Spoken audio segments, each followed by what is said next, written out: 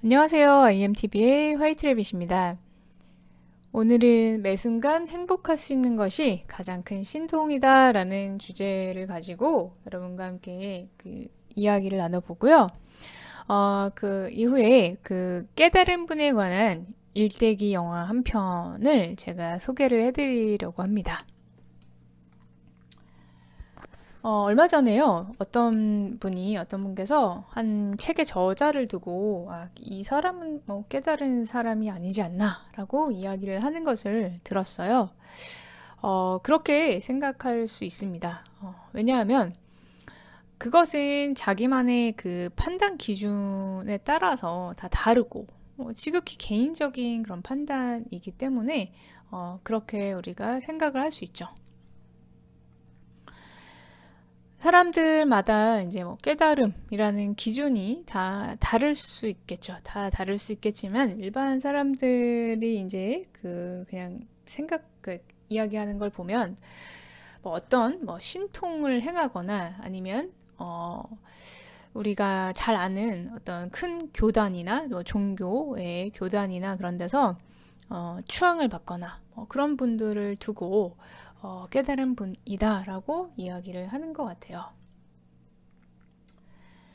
하지만 저는 이제 예전에도 말씀드린 것처럼 우리가 깨달음이라는 것을 너무 막 거룩하고 막 좀 고귀하고 대단하고 막 이런 것으로 이제 나와는 상관이 없는 저 달나라에 있는 것으로 생각하지 말자라고 말씀을 드렸었습니다. 우리가 이제 깨달음이다라고 하면은 그거 자체가 너무 이제 그 말 자체가 관념화 되어가지고 우리가 막 속세를 떠나서 뭐 이렇게 수염을 하얗게 기르고 뭐 누더기 옷을 입고 사는 고승이나 도사님 이 정도 되어야 깨달은 사람이다라고 이렇게 생각을 하는 좀 그런 관념이 좀 있는 것 같아요. 뭐 다 그런 건 아니지만 아니면 뭐 완벽하게 세상사를 초월해서 그냥 전혀 이제 별개로 이 사회와는 별개로 이제 사는 분 이렇게 생각을 하는 것 같아요. 그래서 깨달음이라는 단어 자체가 이런 관념들 속에서 그 단어의 의미가 많이 오염이 되어버린 것 같아요. 그래서 깨달음이라는 것은 사전적으로 궁리해서 알게 되는 것이라고 이제 나와 있어요. 그러니까 몰랐던 것을 막 궁리를 하다가 알게 된 거예요.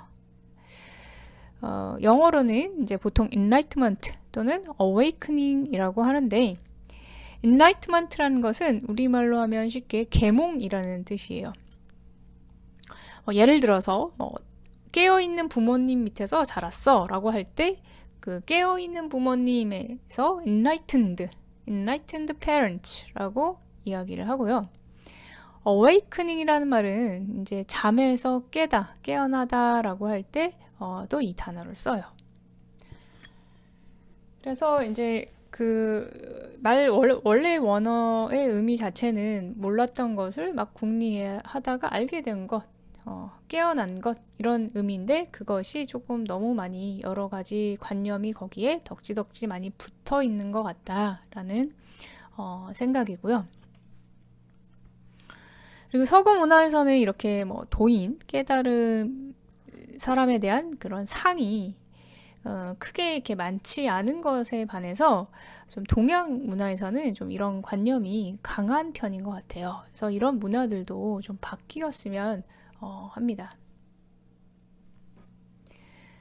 제가 종종 이제 운동에 비유해서 말씀을 드리는데요.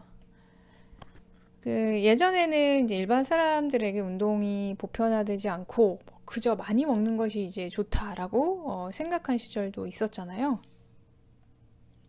우리가 이제 가난해서 많이 못 먹고 그렇기 때문에 뭐 비만 이런 것도 거의 없었고 그냥 많이 먹어라 이런 것이 가장 좋은 것이다라고 생각을 했는데 이제 우리가 생활 수준이나 교육 수준이 높아지면서 또 웰빙에 대한 욕구가 강해지면서 우리가 식단 같은 데도 신경을 쓰고 뭐 먹을 때도 무조건 많이 먹는 것이 아니라 뭐 칼로리 확인을 하고 단백질이나 칼슘 함량을 이렇게 따지면서 음식도 섭취를 하고 또 예전보다는 많은 지식을 가지고 몸을 돌보게 되었죠. 그래서 일반인들도 운동을 해야 된다라는 거 알고 있고 운동을 당연시하고 여러 가지 운동법이 보편화되었어요. 그래서 살이 찌거나 몸이 좀 안 좋거나 그러면 운동을 좀 해라, 운동을 이제 해야겠다라고 스스로도 알죠.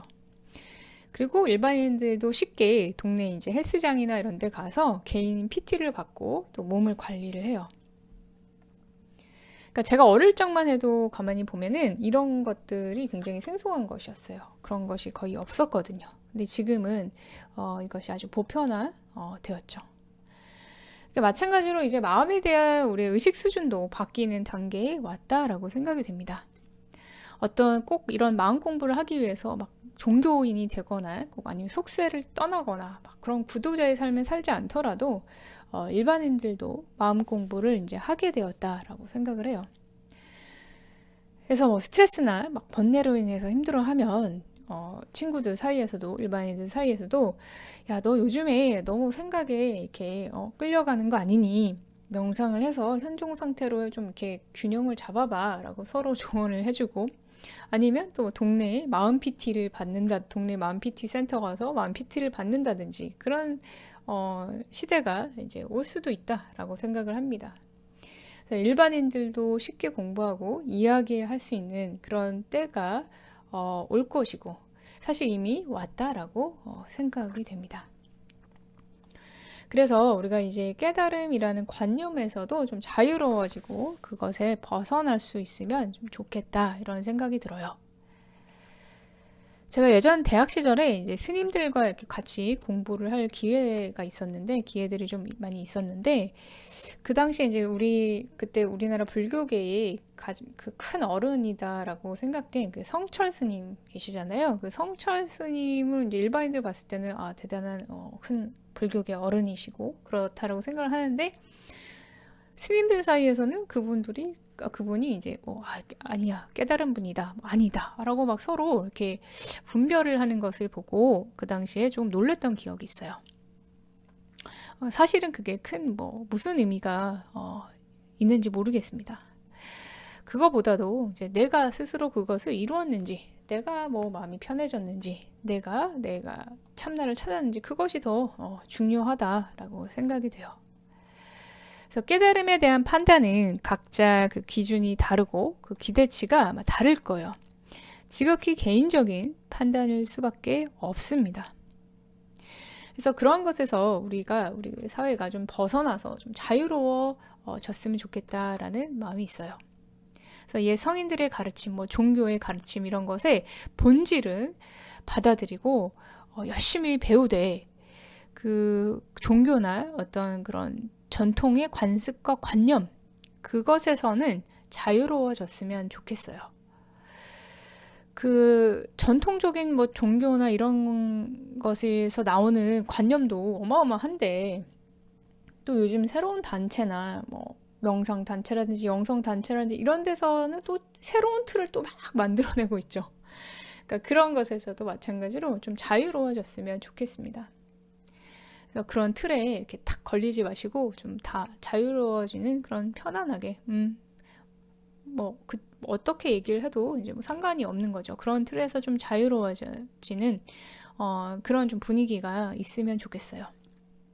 이제 예를 들면은 이런 거죠. 이제 예전에는 막 우리가 축구 경기를 하다가 사커라고 하죠. 축구 경기를 하다가 지금은 이제 미식 축구로 경기 종목을 바꾼 거예요. 풋볼로 경기 종목을 바꾼 거죠. 전혀 다르잖아요. 경기의 룰이. 그런데 예전에 하던 축구의 룰을 갖다 대면서 왜 너 저기 경기하는데 손을 쓰냐라고 하면은 말이 안 되는 거잖아요. 그런 것처럼 우리는 이제 새로운 그런 룰로 좀 하면 좋을 것 같아요. 근데 어쩌면 이런 이제 관점이 좀 자유로운 관점이 불편하거나 맞지 않으신 분들도 계실 거예요. 이제 그런 분들에게는 전통적인 접근 방식이 더 이제 맞고 그분들에게는 그것이 더 필요하다라고 볼 수도 있어요. 그래서 그런 분들은 좀 더 전통적인 관점과 룰에 따른 공부를 하시면 된다라고 생각을 합니다. 하지만 저희는 여기서 축구가 아니라 미식축구, 풋볼 경기를 할 생각입니다. 저는 이제 어릴 적에 그 기독교적 크리스찬으로 이제 자랐어요. 크리스찬으로 이제 자라면서 그 교회 생활도 굉장히 열심히 했고, 기도도 이제 열심히 했어요. 어린 나이부터 이제 그런데 좀 제가 관심이 많아서 이제 기도를 열심히 하고 그랬는데, 중학교 2학년 때는 기도 중에서 제가 그 기독교인 분들은 아실 거예요. 방언이라는 그 방언의 은사를 받기도 했어요. 그리고 그 이후에는 이제 명상을 하게 되면서 막 명상 중에 막 희열을 느끼기도 하고 뭐 그런 경험도 있지만, 그 어떤 것보다도 매 순간 행복할 수 있는 것이 가장 큰 신통이다라고 생각해요. 이 말 속에는 사실 여러 가지 깊은 의미가 담겨 있습니다. 매 순간 가장 행복할 수 있는 것이 가장 큰 신통이다. 매 순간. 그러니까 어떤 내 외부적인 환경이나 나의 현재의 상황이나 그런 것에 그것과 상관없이 나의 마음을 지킬 수 있는 것, 참 나로 내가 살 수 있는 것, 그것이 가장 큰 신통이다, 가장 큰 기적이다라고 생각을 합니다. 그 방법을, 그것을 알게 된 것, 그것이 내가 체득된 것이 깨달음이다라고 생각이 돼요. 그래서 저는 우리가 이제 그 에고를 우리가 공부를 할 때 그것이 우리 에고를 벗어나는 방향이 되어야 된다라고 생각을 합니다. 그것이 우리가 이제 생각에 대한 그 집착에서 자유로워지는 것과 마찬가지로 여러 가지 관념이나 관습 등에 대해서도 좀 자유로워져야 된다라고 생각을 해요. 그래서 종교적인 지식이 전혀 없어도 어떤 신통이나 기적을 행하지 않는 아주 평범한 사람일지라도 예를 들어서 바이런 케이티처럼 동네에 아주 작은 그 시골 동네 복덕방 아줌마가 될 수도 있고요. 매 순간 행복할 수 있다면 그 사람이야말로 세상의 이치를, 하늘의 원리를 깨달은 사람이 아닐까요? 자, 제가 지금까지는 이제 조금 진지한 이야기로 시작을 했는데요. 지금부터는 좀 편안한 마음으로 들으시면 좋을 것 같아요. 제가 영상 처음 시작할 때 깨달은 분에 대한 일대기 영화 한 편을 소개해 드릴게요 라고 말씀을 드렸는데, 정확하게 얘기하면 제가 생각하는 깨달은 분, 제가 생각하는 신통이 대단한 분의 이야기입니다. 실제 인물은 아니고요.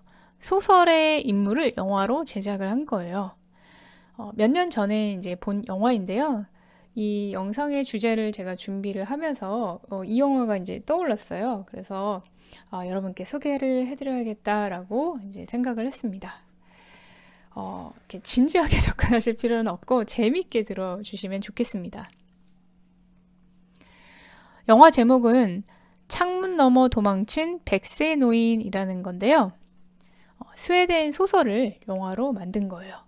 그래서 저는 이제 우연히 이것을 영화로 먼저 접하게 되고 나중에 이제 책으로 보게 되었는데요. 이거는 이제 소설이 처음 나왔을 때 이제 전 세계적으로 베스트셀러가 됐어요. 그래서 그거를 영화로 이제 만든 거죠. 그래서 영화를 제가 보면서 이 작품 전체에 이렇게 풍자와 유머가 가득해요.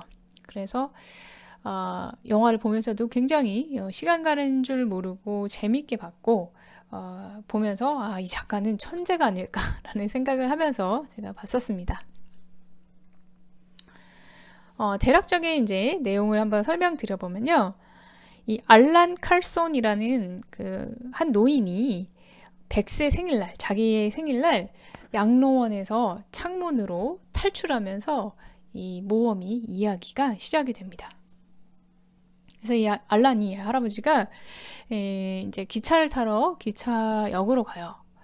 그래서 우연히 이제 그 깽단에 가방을 맡아주게 돼요. 이 깽단이 자기가 화장실 갈 거니까 잠깐 맡아달라 이렇게 해가지고 이제 그 가방을 맡으면서 이제 이야기가 펼쳐지는데요. 이 가방에는 엄청난 액수의 현금이 들어있었어요. 그래서 이것 때문에 이 갱단들이 알란을 추격을 하게 되고, 또 이제 갑자기 알란이 양로에서 없어졌기 때문에 알란이 납치됐다라고 생각한 경찰들도 알란을 추격을 하게 됩니다.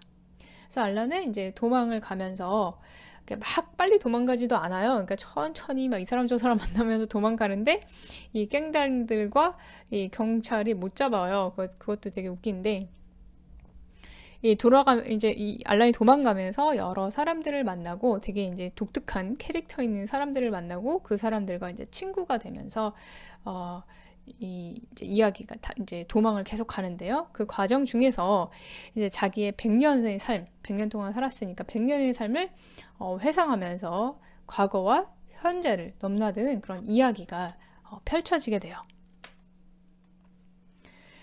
이 알란은 1905년생이고요. 이제 100년을 살면서 그 20세기의 중요한 그 역사의 순간에 순간순간마다 이렇게 결정적인 역할을 하는 것으로 나와요. 그러니까 약간 이제 좀 말도 안 되긴 한데 좀 유머러스하죠. 이 알란은 이제 어릴 적에 생계를 위해서 공장을 다녔는데 여기서 이제 폭탄 기술을 배워요. 그래서 이 배운 폭탄 기술 때문에 여러 가지 사건에 휘말리게 됩니다. 그래서 어릴 적에 폭탄 이제 제조 실험을 하다가 사고를 내서 정신병동에 이제 4년 동안 수감이 돼요. 그래서 거기서 이제 당시 유행하던 우생학 실험의 대상이 돼서 거세를 당하게 됩니다. 그러니까 얘처럼 이제 전응하고 약간 모자란 애들은 자녀를 이렇게 낳으면 안 된다 뭐 이렇게 해서 거세를 당하게 되는데 뭐 그것에 대해서 크게 개의치 않아요. 알란은. 그러다가 정신병원에서 나와서 우연히 이제 그 만난 공산주의자 친구, 그 친구를 따라서 스페인 내전에 또 참전을 하게 되고요. 그러다가 이제 파시스트 이제 프랑코의 목숨을 구하면서 그의 최측근으로 또 영웅으로 이렇게 또 등극을 하기도 해요. 그러다가 이제 40대에는 그 미국의 원자 폭탄을 만드는 그 프로젝트인 맨해튼 그 프로젝트에서 이제 이 알란이 커피 서빙하는 일을 하고 있었거든요. 그러다가 우연히 그 프로젝트의 치명적인 결함을 해결을 해요, 알란이. 그래서 이 원자탄을 개발하는데 일조를 하고 그러면서 2차 세계대전을 이제 종결시키고 해리 트루먼 대통령의 또 친구가 돼요. 그러다가 또 이제 미국 CIA 요원으로 이제 발탁돼서 이중 스파이 그런 활동을 하기도 하고 그것으로 인해서 베를린 장벽 붕괴에 일조를 하기도 해요. 이제 이런 이야기들을 쭉 나오는데요. 그러니까 20세기의 그 치열한 냉전의 이념의 싸움 속에서 이제 그 알란은 그 한가운데를 이렇게 지나가죠. 그래서 생사를 넘나들기도 하고 고초를 겪기도 하고 또는 또 때로는 영웅 대접을 받기도 했지만 그런 것에 대해서 뭐 이렇게 매몰되거나 물들지 않아요. 그러니까 항상 이렇게 초연함을 좀 유지를 합니다. 그러니까 사람들이 봤을 땐 약간 좀 모자라고 전능한 같은데 알란이 봤을 때는 그 사람들을 좀 이상하다라고 생각을 해요. 그런 것에 매몰되지 않고 이제 항상 매 순간 그 인생을 즐기고 그 행복을 이렇게 만들어가요. 그의 성격을 보여주는 이제 장면을 하나 소개를 하면요. 그 냉전 시대에 이제 극렬하게 서로 막 대립을 하면서 서로 죽고 죽이는 전쟁을 하잖아요. 그것에 대해서 알란이 이렇게 이야기를 해요. 사람들은 서로 왜 이렇게 죽이려고 서로 애쓰는지 정말 이해가 할 수 없다. 조금만 진즉하게 기다리면 결국 다 죽게 될 텐데 말이다. 어차피 이제 가만히 기다리면은 다 죽을 텐데 왜 서로 저렇게 빨리 죽이려고 하지? 그게 참 참을성이 없구나라고 생각을 해요. 그러니까 알란적 그 시각인 거죠.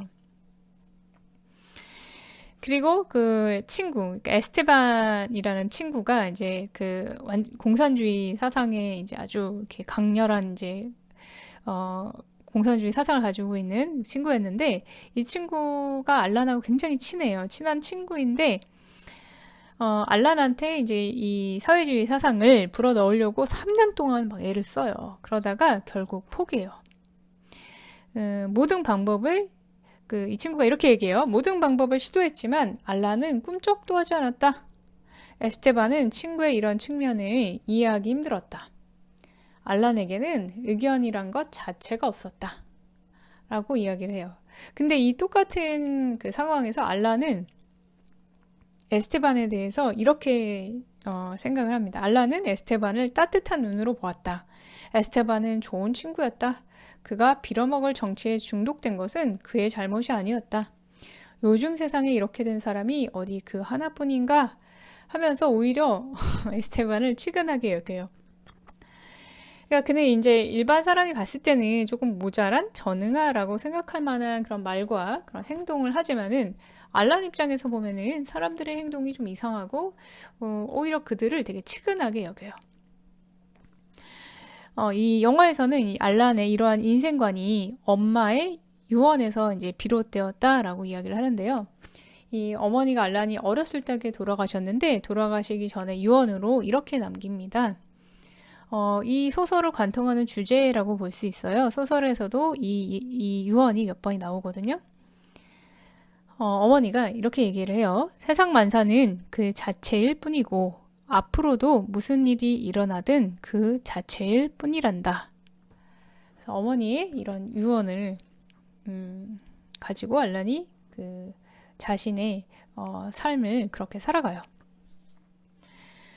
그래서 알란이 이제 100세 노인이 되어서도 여전히 이제 모험을 떠나고 친구를 만들고 웃고 삶을 즐겨요. 그래서 제가 이 이야기를 보면서 이제 이 영화를 보면서 그 비슷한 것들이 이제 세 개가 떠올랐는데요. 그리스인 조르바하고 포레스트 검프 그리고 나 홀로 집에 이런 느낌이다라고 보시면 될 것 같아요.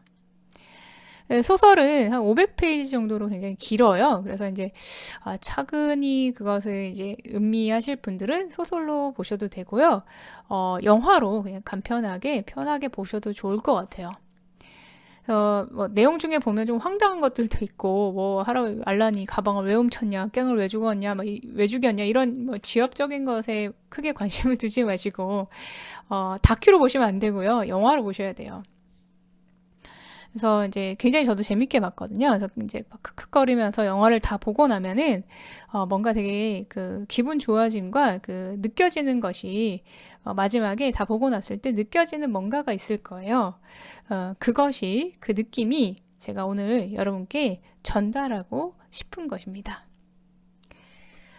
이 영화 이번 주에는요, 그러니까 시간이 되실 때 이 영화를 이렇게 한편 보시면서 좀 삶의 그런 여유를 가지고 우리가 마음 공부를 하되 좀 유머를 잃지 않고 여유를 가지고 생활을 하면 삶을 살면 좋겠습니다. 예, 오늘 영상은 여기서 마치도록 하겠습니다. 감사합니다.